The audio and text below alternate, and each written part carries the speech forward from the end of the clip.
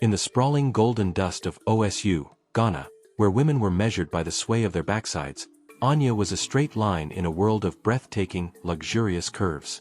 Anya had spent her 20 years feeling like a mere sketch in a world painted with vibrant, full figures. The coastal city of Osu was famous throughout the region, not just for its markets and history, but for the majestic, rounded physiques of its women. Here, beauty was a profound symbol of the earth goddess Asase Yaa's favor, tied inextricably to fertility, prosperity, and a woman's power. A truly blessed woman possessed ample, beautiful curves, especially a generous, swaying backside. Anya's slender, almost lean frame made her a constant, painful anomaly. From childhood, her difference was a source of open pity and subtle cruelty. The village children would point and whisper, and even the respected market elders offered glances of deep regret, as if she were a precious, stunted sapling that would never bear fruit. The cruelest sting came from her own home. Her mother, Ifia, a woman known for her own imposing, powerful figure, would often sigh deeply as she watched Anya work. "Ah, Anya," she would lament, her voice heavy with disappointment. "It is as if Asase Yaa only gave you half a blessing." In Osu, where a woman's body was her strongest asset, Anya was perpetually overlooked. By the time the other girls were reaching marriageable age, their full hips securing them gifts and the attention of the best fishermen and merchants, Anya was toiling silently in the family garden, invisible to the young men. She buried her resentment deep, swallowing the bile of rejection every time she saw a younger girl walking proudly, laden with betrothal tokens. But the dull ache of being unwanted never truly vanished. The greatest source of her anguish was Amma. Amma had been the village's undisputed star since she was a child. Her figure was the living, breathing ideal of Osu's obsession, voluptuous where Anya was slight, mesmerizing where Anya was unremarkable. She walked with a regal sway that commanded attention and silence. Men clamored for her glance. Women secretly wished for her perfection. Amma was the golden child, the obvious embodiment of Asase Yaa's ultimate blessing, and she wore her divine favor like an iron crown. Amma's power wasn't just in her looks, it was in her calculated cruelty. She delighted in reminding others of her supremacy. From the theatrical flourish of her kaba and slit as she passed through the crowded market, to the dismissive tone she used with those she deemed beneath her, Amma made it perfectly clear she was the reigning queen of Osu. Nothing brought her greater pleasure than crushing Anya's spirit. "Anya, my dear," Amma would call out, her voice melodious and carrying across the stalls. "Did you wander out during a harmattan wind? It looks as if the earth goddess has yet to fill you up." The women nearby would burst into laughter, and even the men, captivated by Amma's allure, would chuckle awkwardly or pretend not to hear. Anya would grip her basket until her knuckles were white, her eyes fixed on the ground, feeling the combined weight of the village's scorn and pity pressing down on her.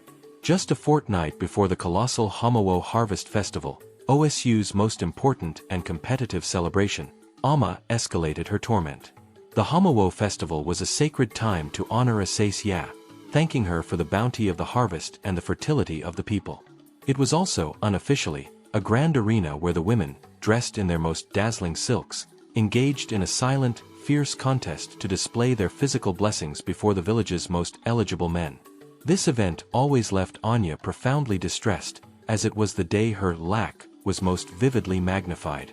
Anya sought refuge near the quiet lagoon, her feet immersed in the cool, soothing water, letting the tranquility of the dense mangrove trees calm her troubled heart. This spot was her sanctuary, a place to escape the suffocating whispers and the heavy burden of Amma's relentless taunts. But today, even the gentle lap of the water could not settle her spirit. She heard the familiar tinkling laughter before she saw them. Amma and her loyal entourage, Osu's most celebrated beauties, already adorned in parts of their stunning festival attire, rehearsing their celebratory walk. The sight of their vibrant, rich Kent cloths hugging their full, celebrated curves made Anya's throat seize up. She tried to slip away unnoticed, but she was too slow. "Well, well," Amma's voice boomed, thick with manufactured amusement. "Is the little stick trying to hide again?" Anya froze, her back to them. She knew better than to respond. Amma fed on reaction. Anya's silence, though painful, was her only defense. Amma and her friends glided closer, their laughter a cascade of shared malice. Anya kept her gaze fixed on the water, willing her mind to ignore their presence. But Amma refused to be ignored. "Oh, don't be so dramatic, Anya," Amma said, her voice now sickeningly sweet. "The festival is almost here. I am certain every man is looking for someone. Well, fitting to celebrate Asase Yaa's generosity with. But you'll be there, won't you?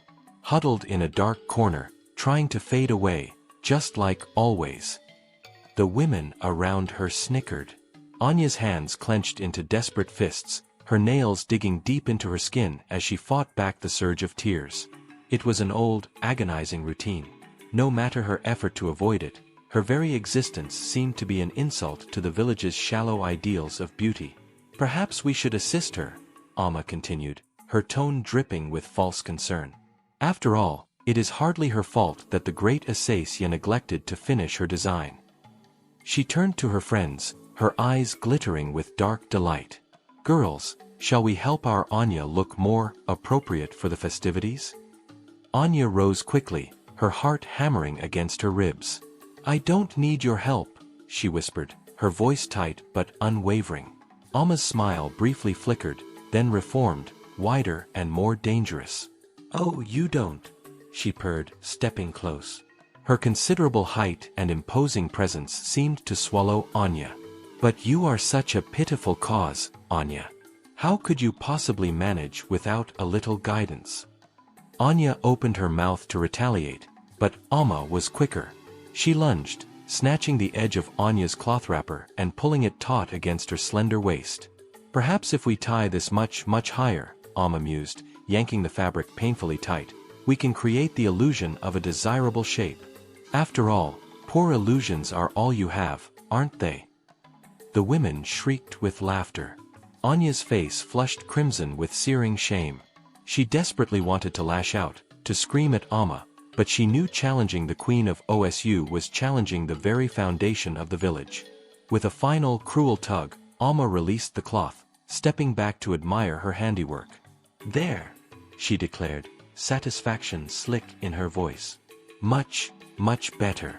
Now you might not completely disgrace the festival grounds. Just try not to stand too near me, or people might forget who the true gift of Asase Yaa is." Anya choked back a desperate sob, fighting fiercely to keep the tears locked inside. She would not give Amma the satisfaction. She turned and fled, her legs weak but driven by the need to put distance between herself and the group. As she stumbled back towards OSU, the crushing weight of Amma's words felt like a granite slab on her back. She would never be enough in this place. Amma's celebrated figure was an impenetrable armor. Anya's lack was a vulnerability exposed to every cruel gaze and word the world had to offer. But as she reached the outskirts of OSU, something profound shifted. The oppressive weight began to lift, replaced by a strange, hot, simmering rage. It was not fair. Why must she endure this punishment simply because her body was different? Why did Amma get to be the sole arbiter of worth? Her mother's familiar sigh echoed in her mind. "It is as if Asase Yaa only gave you half a blessing." But what if that was a lie?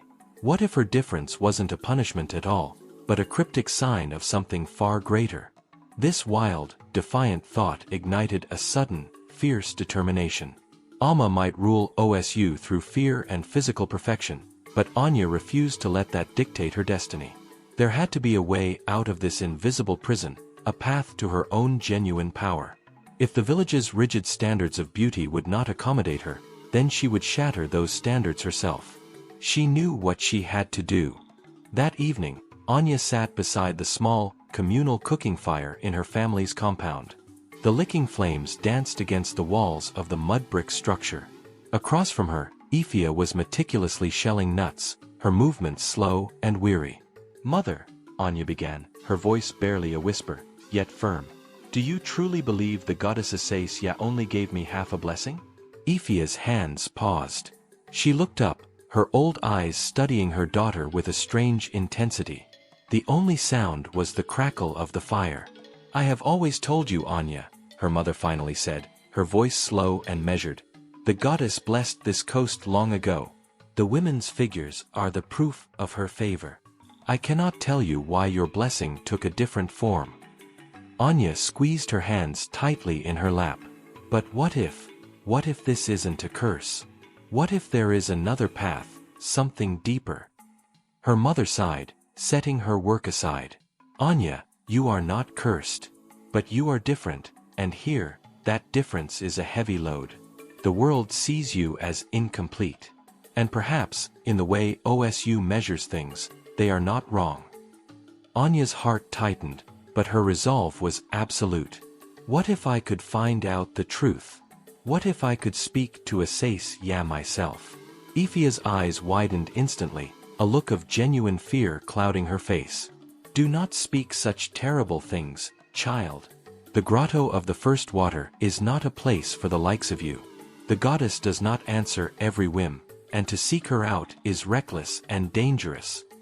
But I must know, Anya insisted, her voice trembling with the force of her will. I have to understand why I am this way. I cannot live in this endless shadow, mother. If I do not find an answer, I will never be truly free. Her mother stared at her, her expression unreadable. Finally, she spoke, her voice low and filled with solemn warning. If you venture to the grotto, there is no guarantee you will return whole.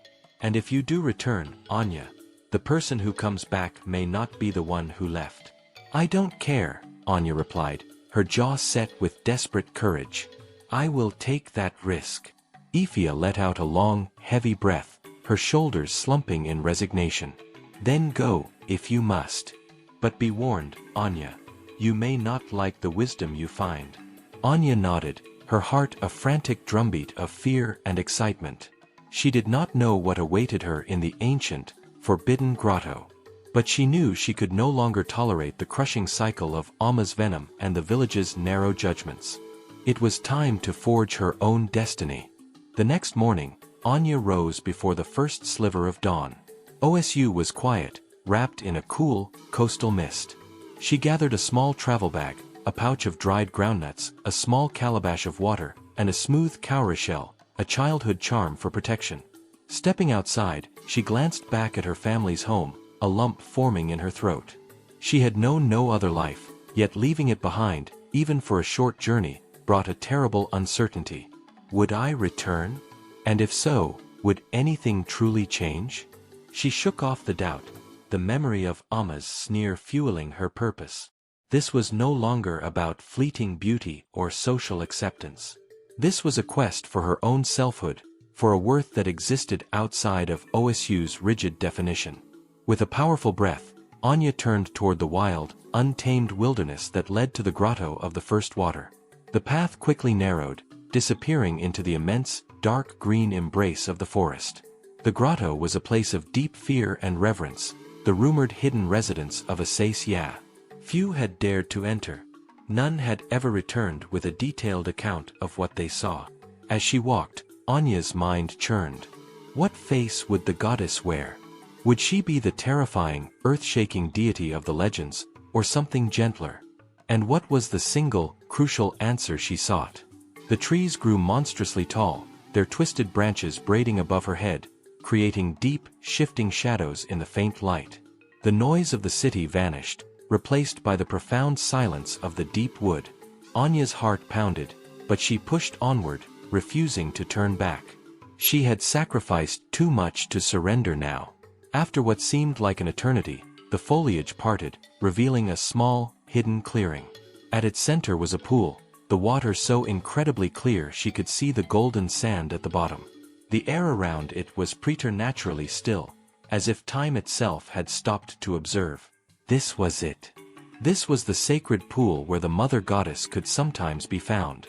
Anya walked up to the water's edge, her reflection staring back, vulnerable, yet utterly exposed. Closing her eyes, she knelt, whispering a prayer that was part plea, part demand. "Great Goddess Asase Yaa," she began, her voice catching with emotion. "I stand before you to beg for your sacred wisdom. Help me understand why I am made this way, why I am separate from my sisters. Please, reveal the truth." For a long, crushing moment, there was nothing. The wind did not stir. the water remained a perfect mirror. Anya's spirit sank. Had she been foolish? Then, just as she started to rise, the surface of the pool rippled violently, and a voice, soft, ancient, and deeply resonant, echoed across the clearing. "You seek answers, Anya, daughter of Ephia." Anya's eyes snapped open. Standing across the pool, bathed in a shimmering soft glow, was a being unlike any human she had ever seen. It was not the fearsome, traditional image of the goddess, but a woman of breathtaking, unearthly beauty, yet a beauty that transcended Osu's obsession with form. She was tall, commanding, and radiated a power that was both infinite and profoundly gentle. Her eyes, however, held the wisdom of a million harvests. Anya knew instantly, this was Asase Yaa. The goddess stepped forward, her bare feet touching the water as if it were solid earth. She stopped before Anya, her gaze penetrating, yet kind. "You ask why you are different," Asase Yaa said softly. "But have you ever considered that your difference is not a flaw, but an extraordinary inheritance?" Anya gazed up, stunned. "An inheritance?" she stammered. "But I don't understand. The women of my village are blessed by you, all of them. Why was I left out?" Asase Yaa smiled, a small, profound curve of the lips. "The favors I grant are often misunderstood, Anya. Your sisters are beautiful, yes. But beauty can be a fragile thing, a sword with two edges. It can grant power, but also create a blinding weakness. Those who rely only on their outward shell often forget the true, enduring strength that rests beneath the skin." She knelt beside Anya, her voice dropping to an intimate whisper. "You, Anya, have been given a different, unique gift, one your village cannot recognize because they are too distracted by their own fleeting reflections. You were given the inner resilience to forge your own path, to define your own value without needing the approval of others. That is a power stronger than any physical form." Anya's heart swelled with a dizzying rush of feelings, disbelief, relief, and a kind of hope she had never permitted herself. Could the very thing that made her feel so broken and insignificant truly be the key to something monumental? But she hesitated. If Amma and the others, they will never see it this way. Asase Yaa's expression softened, and she placed a warm, ethereal hand on Anya's shoulder. "Perhaps not today. But true power does not demand to be recognized to be real. It is sufficient that you know it is there. In time they, too, will be forced to see." As the goddess's words settled over her, Anya felt an immense weight vanish from her spirit, a burden she had carried her entire life. For the first time, she felt unbound by Osu's rules and Amma's scorn. Asase Yaa stood, her form beginning to shimmer, merging with the surrounding light. "Go, Anya. Return to Osu. But your journey has only just begun. Challenges await you, but you possess the strength to face them all. Trust in yourself, and you will unlock the limitless power that resides within." Anya nodded, her heart alight with a brand new sense of destiny. As Asase Yaa's form faded into pure, blinding light, the clearing returned to its original silence. The water was again calm and clear. But Anya was fundamentally changed. As she turned to leave the grotto, her mind was crystal clear, her resolution unbreakable. She did not know what awaited her, but she knew one thing: she was no longer afraid. The path back to Osu seemed to have changed. A quiet sense of peace settled over Anya. The calls of the forest birds, the soft rustle of the leaves, it all felt exquisitely alive in a way she had missed before. She felt a lingering sense of connection, as if the goddess's guidance was still with her. For the first time, Anya did not feel invisible, she felt anchored. But as the dense trees gave way to the familiar rooftops of Osu, a familiar knot of anxiety tightened in her stomach. The wisdom of Asase Yaa filled her with hope, but the stark reality of facing Amma and the looming festival was still daunting. Would they even perceive the transformation in her spirit? Or would she simply revert to being the easiest target for their cruelty? Osu was a frenzy of preparations. Bright silks fluttered, drums throbbed in the distance, and women were meticulously braiding their hair, getting ready to put their most prized assets on full display. As Anya walked, A few villagers glanced at her, their eyes lingering a moment longer, as if detecting a subtle, indefinable shift. But no one spoke, no one approached. And then, she saw Amma. She stood at the market center, a radiant, shimmering figure surrounded by her usual ring of sycophants. Her laughter rang out, high, sharp, and confident, as she soaked up the adoration of the men who surrounded her. Amma's rich, tight cloth wrapper drew every single gaze, and she moved with the untouchable surety of true royalty. The very air around her seemed to vibrate with her self-importance. Anya hesitated in the shadow of a stall. Part of her screamed to turn and run, to avoid the inevitable clash. But the new Anya, the one Asase Yaa had awakened, stood firm. She had faced the mother goddess. What was one cruel village queen?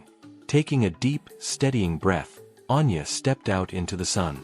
Amma's eyes found her instantly, narrowing with a flash of cold irritation. She smiled, a calculated predatory curve of the lips, sharper than before. "Anya, Anya," Amma called out, her voice dripping with mock affection. "Back from your secretive little wander? Did you finally find a dark corner where you felt you belonged?" The crowd paused, their murmurs starting. Anya forced herself to walk forward, her heart a frantic drum, but her steps were measured and steady. Amma tilted her head, her gaze sweeping over Anya's figure as if searching for something to destroy. "Ah," Amma mused, tapping her chin with a lacquered nail. "No dramatic changes, I see. Still as unremarkable as ever." The women near Amma giggled nervously. Anya's stomach twisted, but she swallowed the anger, keeping her voice calm and even. "I don't need to change," Anya replied quietly. "And I will not let you make me feel small anymore." A ripple of genuine shock went through the crowd. Amma's smile vanished. For a single moment, Anya saw a flicker of startled doubt in her eyes. But then she let out a harsh, disbelieving laugh. "Oh, you've discovered a spine, how charming! But do not mistake simple boldness for true power, Anya. You are still nothing." Anya clenched her hands. The goddess's words blazed in her mind, urging her to speak her truth. "I am not nothing," Anya said, her voice rising now, clear and strong. "And perhaps you should be the one to stop pretending that outward beauty is the only thing that matters." Gasps erupted in the crowd. Even Amma's closest friends looked stunned. No one had ever addressed Amma with such fearless disrespect, least of all Anya. For a long, tense moment, Amma simply stared, her hands trembling faintly as she struggled to maintain her composure. Then, without a single word, she spun around and stormed away, her shocked companions trailing awkwardly behind her. The marketplace exploded into a buzz of excited, fearful whispers. Anya stood frozen, her heart racing, wondering if she had gone too far. But as she watched Amma's retreating figure, a wave of profound satisfaction washed over her. She had finally stood her ground. And for the first time, Amma had been unable to demolish her. But as Anya turned to leave, she knew, this battle was far from over. That evening, as the tropical dusk darkened and the villagers began to light cooking fires for the evening, Amma's fury burned hotter than the flames. She paced her family compound, her mind reeling with a terrifying mix of disbelief and uncontrollable rage. How had Anya, a nobody, a plain, insignificant girl, managed to publicly humiliate her? How had she found that breathtaking arrogance? Amma clenched her fists. She had to find a way to instantly and completely crush Anya. If she delayed, people might begin to think Anya had a point. They might start to question Amma's divine power, and she could not allow that to happen. As her mind grasped for a solution, she recalled a terrifying, half-forgotten legend her grandfather had once whispered about a woman who traded her very soul to gain absolute dominance. There was a woman, a notorious diviner, Mama Kuti, who lived deep in the shadowy forest, outside of OSU's laws. People whispered that she made pacts with primordial spirits and forces no one dared to name. Amma was no longer afraid. Not now. She couldn't afford to be. Driven by venomous determination, Amma wrapped a deep indigo shawl around her shoulders and slipped silently out of her home, moving quickly through the shadows, desperate to avoid the gathering crowds. She sped away from OSU's familiar safety and plunged into the dark embrace of the forest. The deeper she went, the more sinister and quiet it became. The trees seemed to lean in, their branches twisting like arthritic, ancient hands. Finally, after a frantic, terrifying journey, she reached a small, foul-smelling clearing where a dilapidated hut stood, half hidden by thick, choking vines. The air was heavy with the smell of scorched herbs and something else, something distinctly sinister. Amma hesitated, her heart hammering wildly. But the memory of Anya's defiant face spurred her on. She stepped forward and knocked hard on the crooked wooden door. Silence. Then, after a seemingly endless wait, the door creaked open, revealing a stooped figure with unervingly sharp eyes and a face webbed with age. The diviner, Mama Kuti, studied Amma with an air of cold, tired recognition. "I know why you have disturbed me," Mama Kuti rasped, her voice a dry, crackling sound. Amma swallowed hard, forcing her voice to be steady. "I need power. More than I possess now.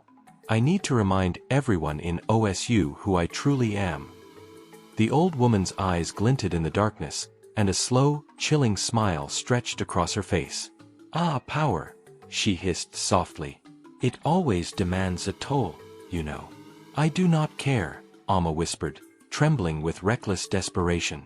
"Whatever the price, I will pay it." Mama Kuti chuckled, a dry, eerie sound that sent a jolt of ice down Amma's spine. "Very well. But understand, child, power summoned by the shadows often takes more than it gives. Are you absolutely certain you are willing to accept the consequences?" Amma hesitated, her heart pounding against her ribs. But the burning memory of Anya's humiliation in the market dissolved all caution. She could not let Anya win. "I am," Amma declared, her voice firming with a terrible resolve. "Tell me what I must do." The diviner's smile widened, and she beckoned Amma inside. The hut was cluttered and small, filled with bones, strange vials of bubbling liquid, and unidentifiable artifacts. A tiny fire in the hearth cast erratic shadows. Mama Kuti moved to a shelf and returned with a black vial filled with a pulsing, swirling liquid. "This," she said, holding it out to Amma, "will give you what your heart craves. But heed this warning. Power extracted from the deep comes at a heavy cost. You may not appreciate the changes it makes in you." Amma snatched the vial without a moment's thought. "I will deal with the consequences later." Mama Kuti's eyes gleamed with a knowing, dark amusement as she watched Amma turn to flee. As the door slammed shut, the old woman muttered to herself, "You will live to regret those words, child. They always do." Back in OSU, Anya sat calmly beside the cooking fire, her mind restless. She had achieved a small victory, but she knew Amma would not let it go. Something dark was coming. As the stars emerged, Anya glanced toward the terrifying darkness of the forest, the air feeling thick and heavy with unseen malice. She knew she had to be ready. The night following her dark bargain, Amma felt an extraordinary difference. A fierce, hot energy thrummed beneath her skin. It began as a subtle pulse, making her heart race and her senses almost painfully sharp. When she walked in the village, the familiar gazes of envy and worship seemed to intensify, drawn magnetically to her every move. The men's eyes lingered longer, transfixed by her unsettling new aura. She smiled, savoring the immediate effect of the magic. But it was not enough. Not yet. Amma craved more. She wanted Anya utterly destroyed, publicly disgraced for daring to question her absolute dominance. As she lay awake that night, Anya's defiance replayed in her mind, a raw, burning insult. Her fingers traced the empty vial in her pocket. She had been warned about the consequences, but she no longer cared. She would do anything to remain queen. The next morning, the air in OSU was oddly charged, thick with nervous anticipation for the Homowo Festival. Everyone was busy, but beneath the excitement, there was a profound sense of unease, a silent dread that no one could explain. Anya felt it acutely as she walked that morning, her head held high despite the lingering whispers. The tension in the air made her skin crawl. It wasn't just the festival, It was as if the very earth was holding its breath, waiting for something terrible and inevitable. She tried to focus on her tasks, but the feeling clung to her like a damp, cold shroud. When Anya passed the central market, she saw Amma. Amma's entourage surrounded her, but today, Amma looked intensely, chillingly different. Her celebrated beauty was sharper, almost frighteningly intense, unnatural. The sunlight seemed to fall on her skin with a bizarre luminescence. Her eyes glinted like polished obsidian. The other women stared at her with a terrified mixture of awe and apprehension. Anya felt a genuine chill run down her spine. Before Anya could retreat, Amma's gaze snapped onto her. The corner of Amma's mouth curved into a small, predatory, mocking smile. "Well, look who emerged from her hiding place," Amma called out, her voice slicing through the crowd. "Our little challenger. The one who thinks she is so far above us." The women around Amma tittered nervously, sensing the sudden, dangerous tension. Anya's pulse quickened, but she refused to be cowed.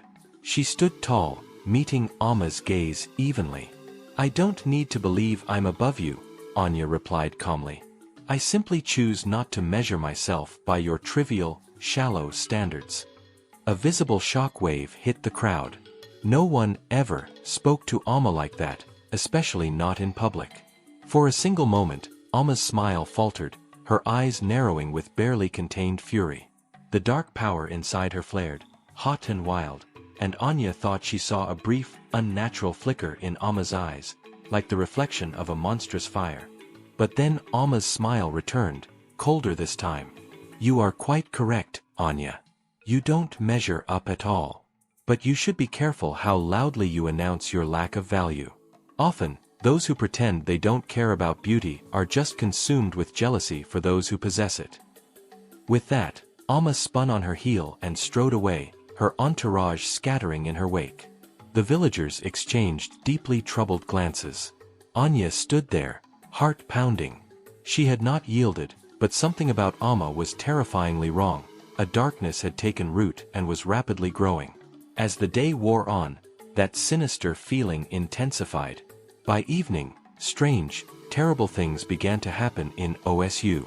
It started small. A woman's clay cooking pot suddenly cracked and exploded over the fire. A child running through the compound tripped and fell, suffering a deep, inexplicable cut. But then the incidents became more frequent and more unsettling.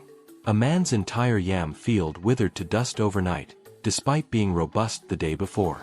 Hunters returned empty-handed, reporting that the forest animals had vanished, leaving the woods deathly silent.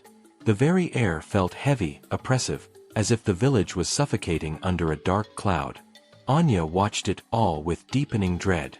This was not a natural misfortune. This was Amma's doing, the terrible price of the dark power she had rashly bought. The words of Asase Yaa echoed in her mind. "There will be trials ahead, but you have the strength to face them." Was this the trial? She did not have to wait for an answer. Late that evening, as the sun dipped below the horizon, painting the sky a bruised, deep purple, Amma appeared at Anya's doorstep. She stood wrapped in the fading light, her figure shrouded in shadow, her eyes glittering with a strange, unnatural intensity. Anya felt a shudder of primal terror. She stepped out of her hut, her heart pounding, but held her voice steady. "What do you want, Amma?" Amma's smile was a sharp, malicious wound. "I came to see how long you would continue your pathetic charade, Anya. You speak of worth, but what have you truly achieved? You are nothing but an eternal outsider. You do not belong here." Anya clenched her fists but did not answer. Amma took a step closer, her voice dropping to a low, venomous whisper. "You think you are special because you defied me? Because you pretend you don't need what the rest of us crave?" She leaned in, her breath hot and unpleasant on Anya's face. "You will soon discover how wrong you are." Before Anya could react, Amma's hand shot out, clamping around Anya's wrist. The instant their skin touched, a jolt of icy, sickening cold shot through Anya's veins. The darkness within Amma seemed to pulse and writhe, flooding into Anya's skin like a fast-acting poison. Her vision blurred, her body trembled as the oppressive power surged, leeching her strength. For a moment, Anya felt the very life being sucked out of her.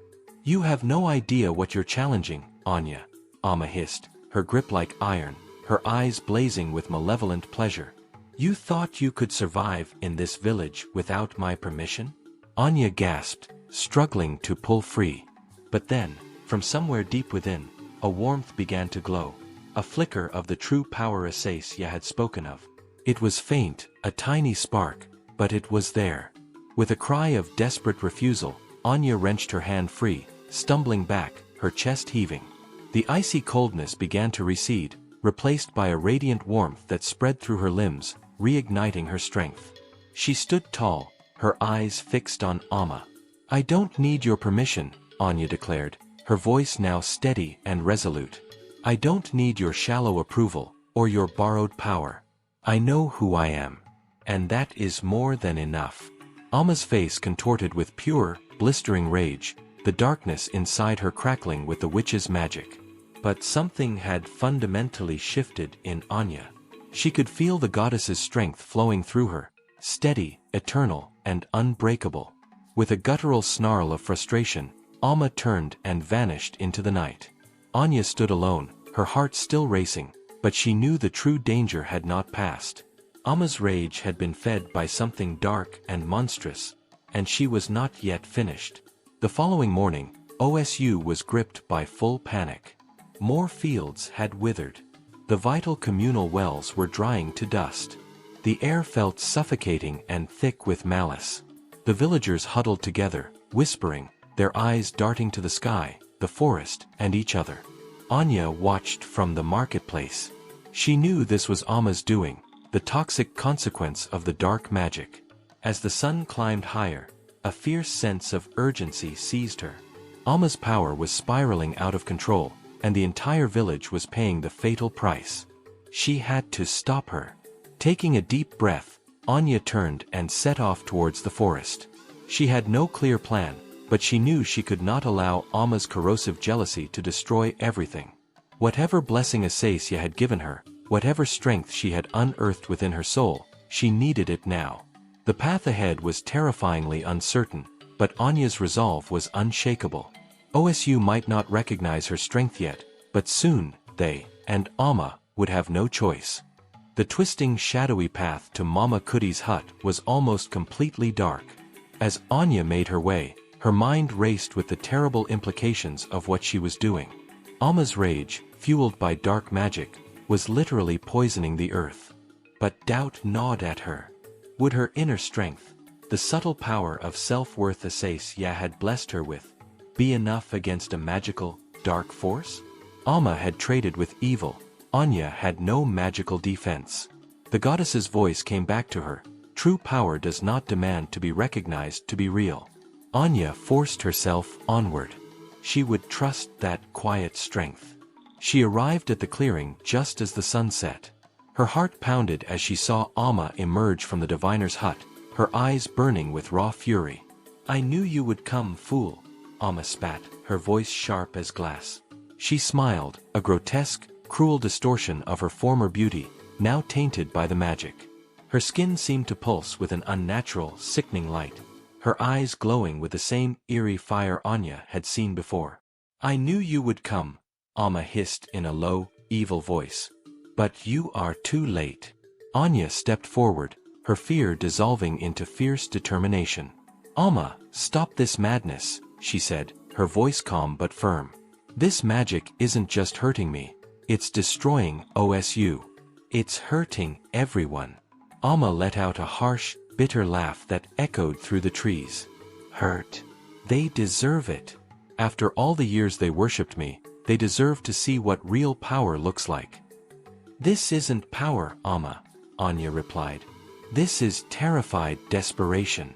You are afraid that without your physical looks, you have nothing. That is why you needed to tear others down, to ensure no one saw how truly empty you are." For an instant, Amma's eyes flickered with a painful uncertainty. But then the darkness surged, twisting her features back into a mask of pure rage. "You think you know better than me? You, with your plain face and your thin body? You think the village will look to you for guidance? You will always be the outcast. Anya's chest tightened, but she refused to let the venom reach her. She stepped closer, keeping her voice gentle. I am not trying to take anything from you. I don't want to be admired. I care about OSU, about the people who are suffering because of this magic. Please, Amma, release it. Amma's laughter stopped abruptly, her smile disappearing as her face became terrifyingly dangerous. You don't understand, do you? She whispered. I can't let it go. The power, it's too strong. Her hands trembled as she raised them, and Anya saw the dark energy swirling in her eyes, a deep, consuming darkness that was slowly devouring Amma's very soul. The full price of the black magic was horrifyingly evident. I can help you, Anya said, her voice urgent and compassionate. We can reverse this. But you have to stop using the magic, Amma. Amma shook her head, her eyes wild with a blend of fear and anger. No. I will not let you win. With a sudden, violent motion, Amma threw her arms out, and a blinding blast of dark energy surged toward Anya, slamming her backward onto the ground. The world swam in a haze of pain. But then, deep within the confusion, Anya felt a searing warmth stir, a brilliant light pushing back against the encroaching darkness. It was the power Asase Yaa had promised, the strength that had been lying dormant, waiting for this moment. Slowly, Anya rose, her eyes locked on Amma's terrifying figure. This is not you, Amma, Anya said softly, compassion overwhelming her fear. The magic is consuming you. It is not too late to stop it. Amma hesitated, her hands shaking as the dark energy pulsed violently around her. For a fleeting second, Anya saw the real Amma, the proud, confident woman who had once ruled OSU with natural charm, but that woman was vanishing, swallowed by the darkness she had summoned. No! Amma screamed, and the black energy surged again, crackling in the air, ready to strike Anya down. But this time, Anya did not flinch. She closed her eyes and focused on the warmth inside, the power of self-worth gifted by the goddess. This was not about magic, beauty, or physical strength. It was about knowing her own value, standing firm in her identity. That was a truth Amma's dark magic could never touch. When Anya opened her eyes, a soft, golden light enveloped her, pushing back the shadows. The blast of energy Amma had thrown dissolved instantly in the light, vanishing like smoke. Amma staggered back, her eyes wide with shock. What are you? I am someone who knows her worth, Anya said quietly, the golden light still surrounding her. And you can be that person, too, Amma. It is not too late. Amma's face crumpled. Her hands fell to her sides as the dark power began to ebb away. She took a step back, then another, her expression filling with confusion and profound fear. I just wanted them to see me, she whispered, her voice broken. They already do, Anya replied gently. But it is not about what they see. It is about how you see yourself. You do not need this magic, Amma. Release it. For a long, agonizing moment, Amma stood trembling. Then, with a wrenching sob, she collapsed to her knees, the darkness retreating from her completely, leaving her pale and broken. Anya knelt beside her, placing a hand gently on her shoulder. It is over, she said softly. You do not have to fight anymore. Amma looked up, tears streaming down her face. I am so sorry, she whispered, her voice hoarse. I never meant for it to go this far. Anya nodded, her heart aching for the woman who had been driven to such destructive lengths by her own deep-seated insecurity. Amma had been consumed by a need for external validation, but now, she had a chance to truly begin again. The next morning, the village woke to clear skies and a welcome, fresh ocean breeze. The strange misfortunes vanished overnight. The withered crops showed signs of life, and the dry wells miraculously brimmed with clear water again. The villagers cautiously resumed their routines. The whispers about what had happened spread quickly. Amma, humbled and deeply shaken, kept to herself. Her beauty, though still present, no longer held its supreme power.